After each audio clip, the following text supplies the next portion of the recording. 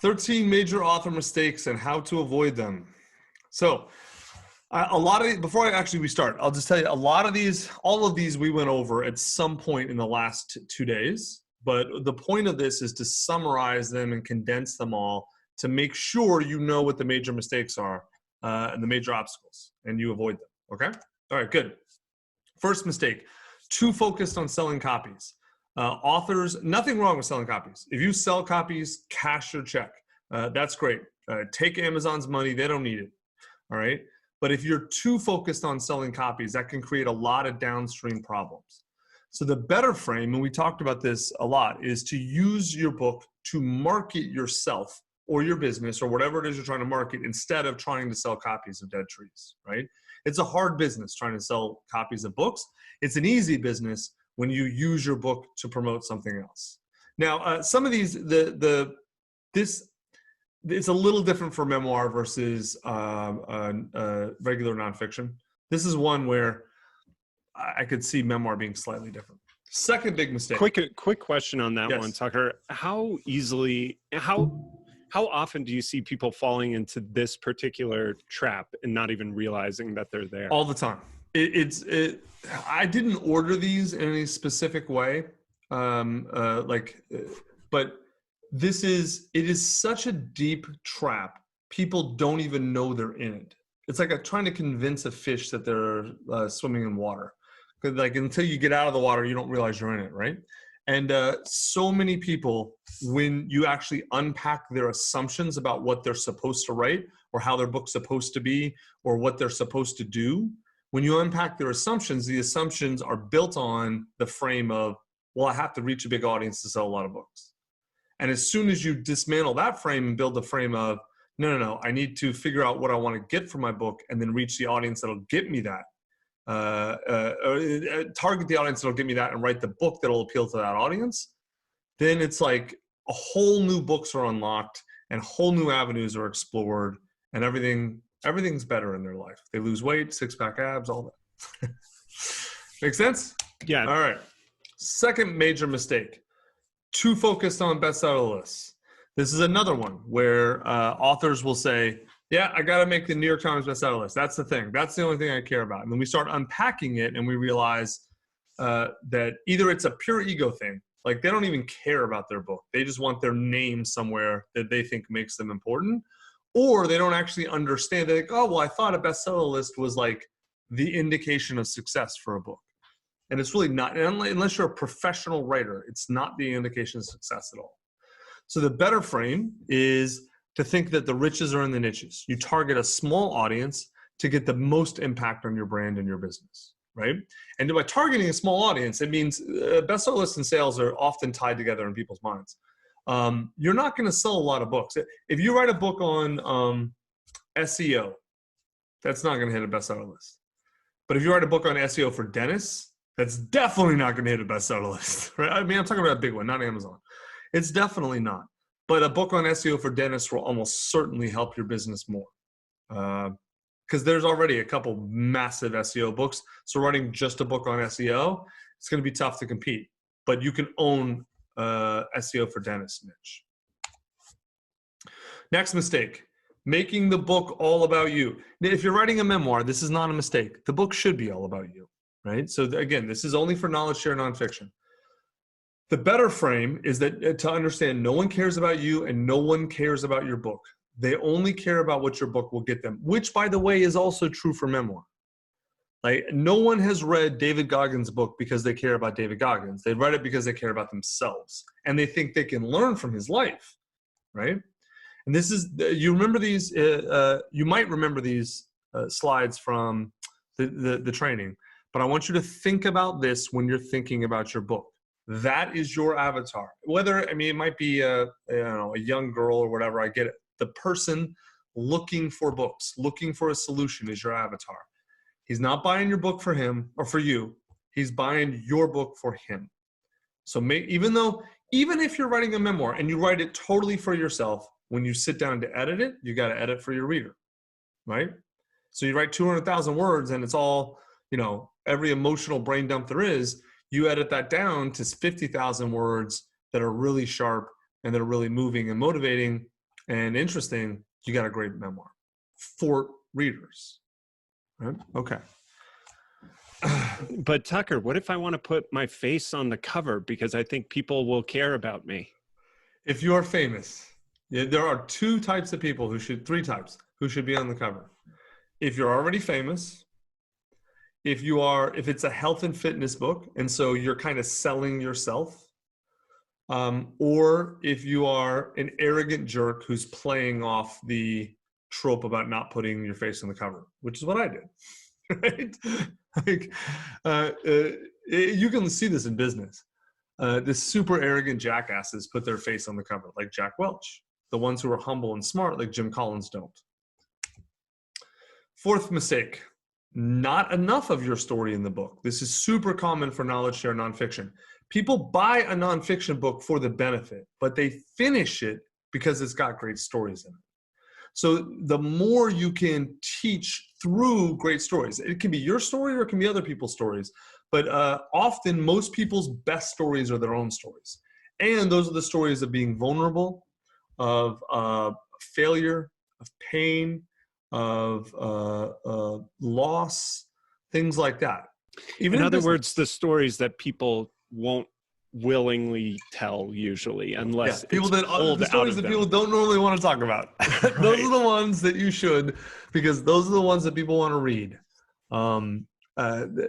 Always, invariably, in every single way, the more you share the parts that are hard, the more people will stop and look. Ask me how I know. Right, teach through vulnerable sharing. That is absolutely the best way to go. You don't have to do that. It's just the most effective. Fifth mistake, too much of your story is in the book. You can have too little or too much. Because that's the thing, people only care about your story if they're learning something valuable from it and it's compelling, right? By the way, that's even true in memoirs. You can have too much of your story in a memoir. I mean, my book sold millions of copies. You know why? Because there wasn't a word in there that wasn't relevant to the reader.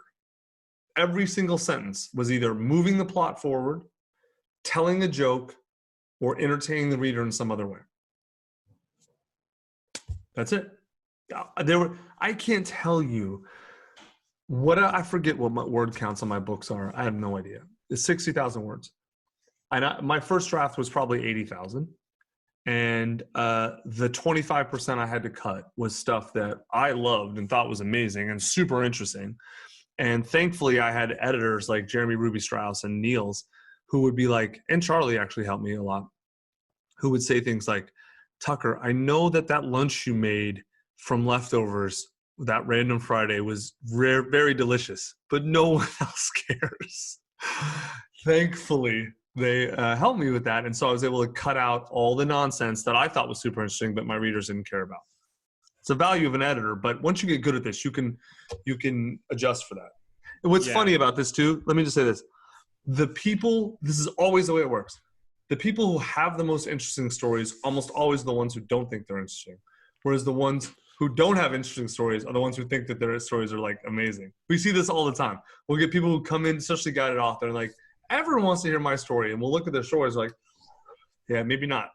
And then we'll talk to someone else who's like, I don't think my story's that interesting. And they'll tell us, and it's like, oh my God, that's incredible. It's all, there's a weird inverse relationship between that. Which is why getting outside help is effective. Yes. Yes. My favorite phrase on this, I say it all the time, is you can't read the label when you are the bottle. You know, you cannot see objectively what's interesting about you or what's not interesting. You have weird emotional ties to your life experiences, and other people are fascinated by the things that you want to bury and hide. Yes. So you need that objective outsider telling you where you are. True that. Mistake number 6, trying to be perfect. We're seeing this in a bunch of the Scribe Writers Room people. Perfection is an impossible illusion. It is perfection is a tool that people use to pretend they're not afraid and to hide from doing themselves and from their work. The better frame is to keep the reader you're serving in mind, and you'll forget about yourself and the book flows out. It's basically choosing fear over love. That is the frame I would highly, highly recommend to use. And I, like literally today in Scribe Writer's Room, one of the new people was writing about this, about they were just on and on and on about how perfect they needed their outline to be and blah, blah, blah. And I was just like, stop. You're way beyond what you need to start writing. Go write. You're afraid. You're being perfectionist. But he's like, oh, you're totally right. I get it. Yeah.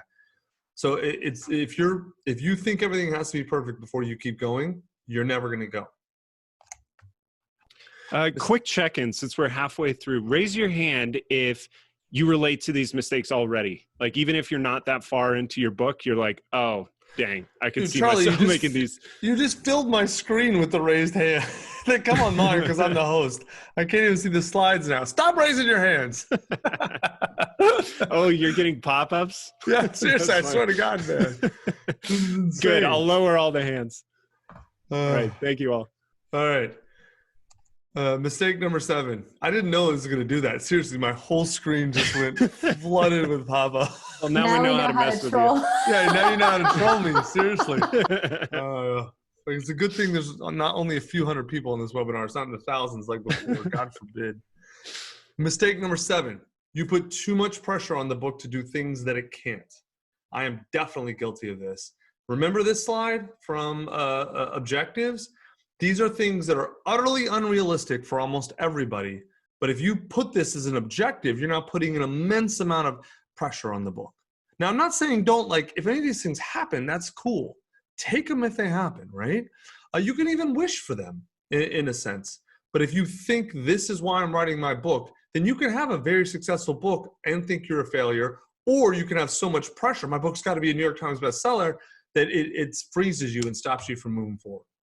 The better frame is to be realistic about what's possible and what you really want from your book. Because again, a lot of people, once you start unpacking their fantasies, they realize, yeah, that'd be cool to have, but that's not really what I want, right? That's not the emotion that's getting me to write this book. Achievable goals, achievable objectives help you actually take action, right? Does that make sense? Can you give some examples just as a refresher for some good achievable ones? I will. So achievable objectives, yes. So let me give you a really good example.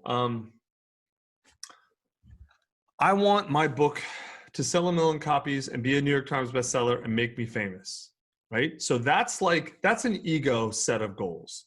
That is like, I want to be important and I want my book to validate me. That's really what someone's saying when they say all of that, right? Whereas the realistic version of that is, I want to use my book to become well known in my niche, so that I can, I want to use my book to become the dominant leader, one of the dominant thought leaders in my niche, and be able to kind of like own that category, right? Something like that, depending on the size of the niche. Totally achievable. Like it's like what I said, like I want to be famous versus I want to have the best book on SEO for dentists. It's like, okay, you can absolutely have that. Now, here's the thing.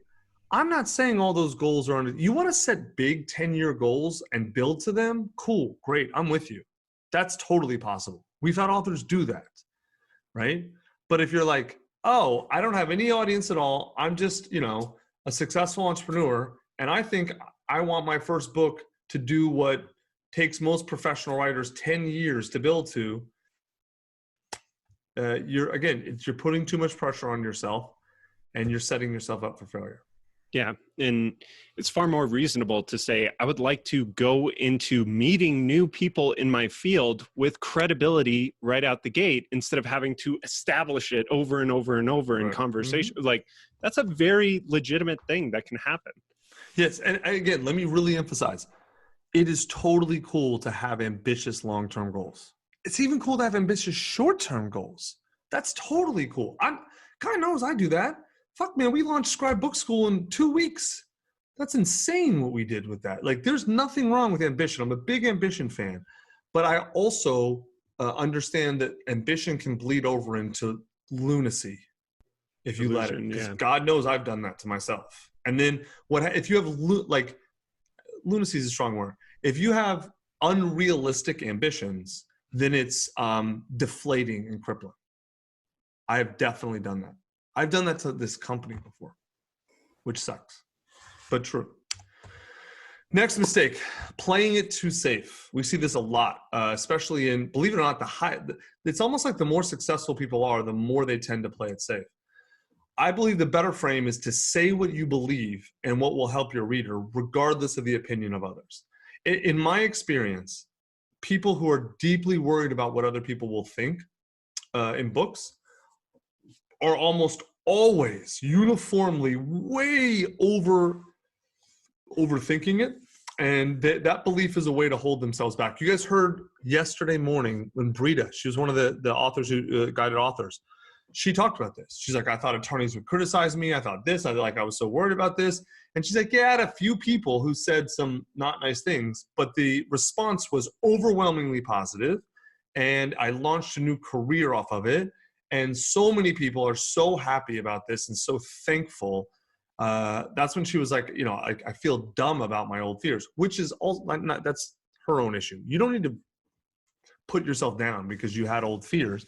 Those fears were realistic or were meaningful to you at the time. But it's okay to be afraid of that. But then focus on your reader and what will help them and serving them, and you're going to be okay. What's the cost of playing it too safe? I mean, a lot of people I'd imagine are like, oh, the cost of not playing it safe is far worse. Emily, can you read the quote on your wall for the cost of playing it too safe? I wonder what I could have written if I cared what I had to say. Interestingly, I also have another quote by Glennon Doyle that says, the braver I am, the luckier I get. Oof. I think those go together. I'm writing that down. And I'll share personally, I published a book 6 years ago and thought I was being very, very brave, but knew a part of me had held back a little on stuff that was important, but I just didn't feel safe saying. And I think about the one negative average review that I've gotten that was like, he held back. That's the only negative review that I still think about. And so people can tell, readers can tell when you withhold what matters. I just want to point out to everyone that was Charlie's humble brag. He's only had one negative review. No, I've had many. There's only one I remember. Humble brag. Not one negative review. Tucker, I don't know if you want to get into this now, but we definitely were seeing a lot of people yesterday who were commenting. They're working on memoirs and they have this desire to hold back because they're really concerned about hurting people. Yeah, so that is a little bit different. When I say playing it too safe, I'm talking about in the context of a knowledge share nonfiction. I will say, I said this yesterday, and I teach this in the memoir course, that I believe the way we teach to write a memoir is you write flat out, full out, say everything in your vomit draft. Everything goes in there because you're the only person who will ever read it. Then when you want to go back and edit, then it can make sense to think about how your book will be perceived by the people you care about and the impact it will have on them. There's a way to do that that's both healthy for you and validating for you and confirming of your reality, but also, I don't want to say protective is not the right word, respectful of others. There's a way to do that. And honestly, we did not dive as deep as we should have in the first memoir course, the one that's on YouTube now, but we're going to do the memoir live training again in June. And I'm going to really dive deep into that. And I'm going to really build a lot of structures for that for people. 'Cause I know how to do it. It's just, it's just a lot to explain. So, but yes, that it's a little bit different in memoir because there's a couple layers of complexity more. But again, for both of them, write full out the first time. No doubt. Mistake number 9, getting stuck on irrelevant details. Who has seen this clip, by the way? Say it in the chat. Don't raise your hand. Of course. Everyone's seen this. It's like a famous internet meme. Getting stuck on irrelevant details is super, super common. It's an avoidance technique. It's a fear technique. Perfectionism. It's a way to avoid writing the book. So it's a form of resistance. The better frame is to ask yourself, does this detail actually make my book better? You'll see this in Scribe Writer's Room. If you're already members, you can see it. If you scroll, you can see it. And if not, if you join today or tomorrow, whatever, you'll see. There probably once a week at least, someone will ask a question and I'll respond, how would the answer change your book? And like, sometimes people get a little butthurt. They think I'm making fun of them or criticizing. I'm not. I'm pointing this out. Like I'm asking, how does knowing this information actually make your book better? And it's never like, it's very rare I say that. It's just when there's a question where I can tell someone's like, oh, so can you tell me the exact measurement of the pen type of that other pen that I'm never going to use, but I'm just curious about it. It's like, no, you don't need to know that. That has nothing to do with your book. Focus on your book. Right. If it doesn't matter, ignore it. Mistake 10, an obsession with finding perfect writing tools. I will admit I am a junkie for pens. That's why we have super fancy Scribe pens. These are like 15 or 20 bucks.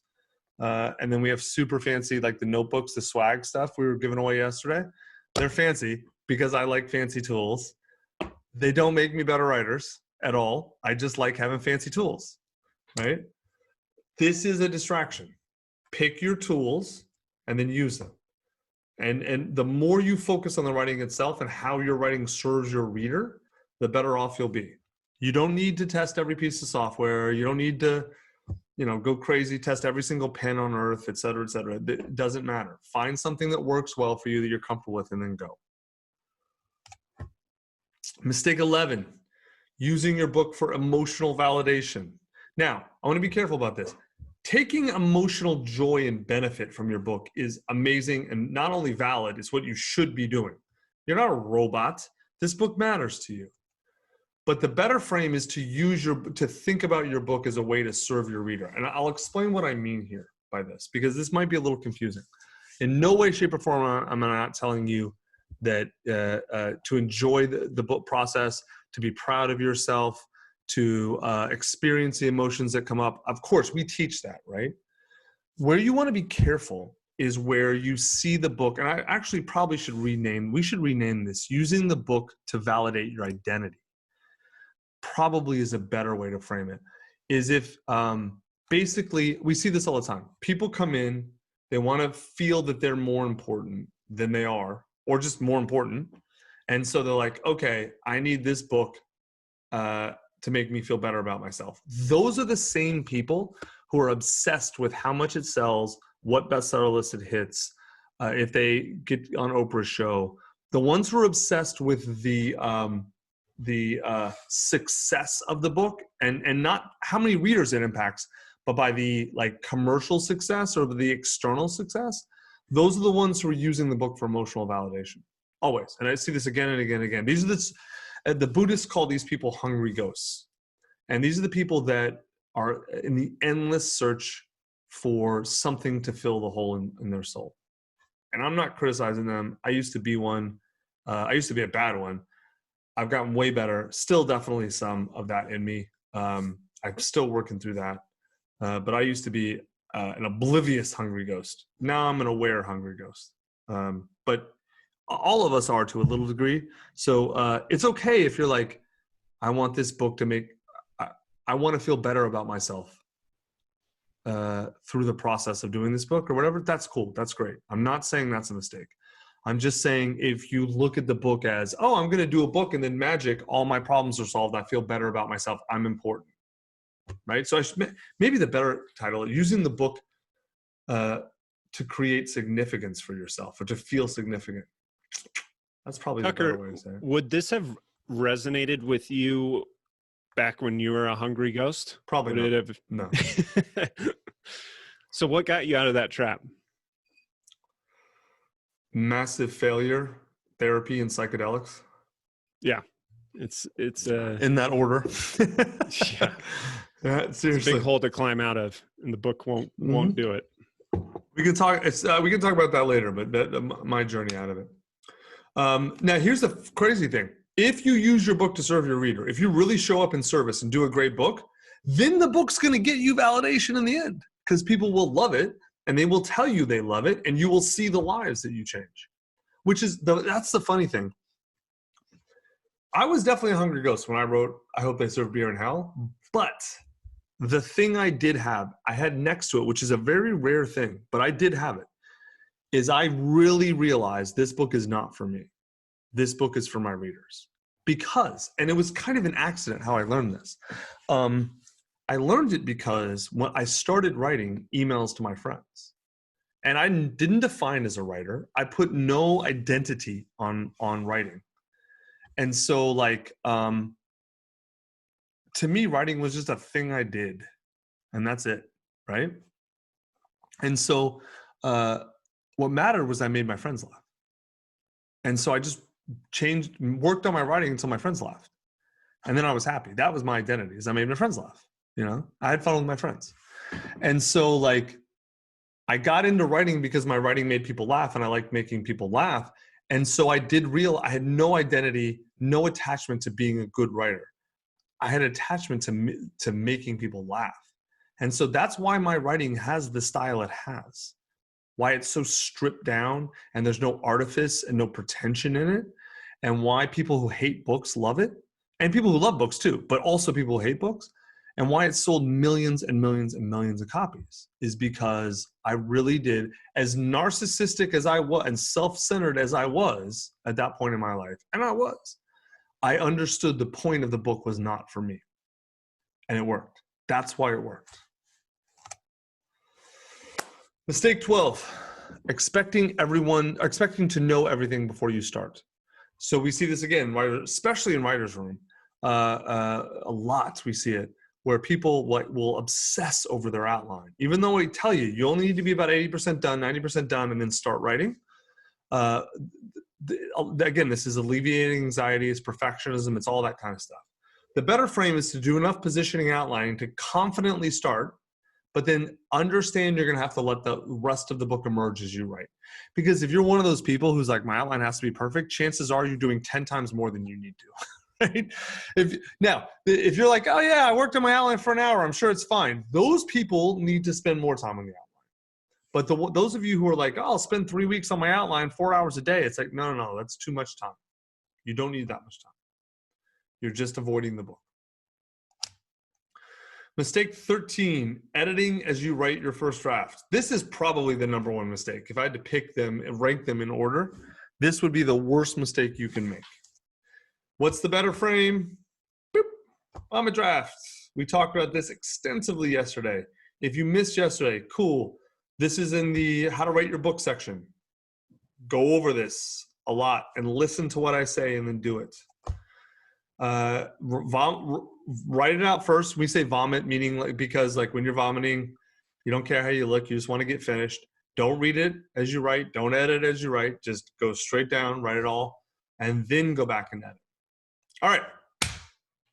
Type in the chat, what's been most helpful to you so far of these tips?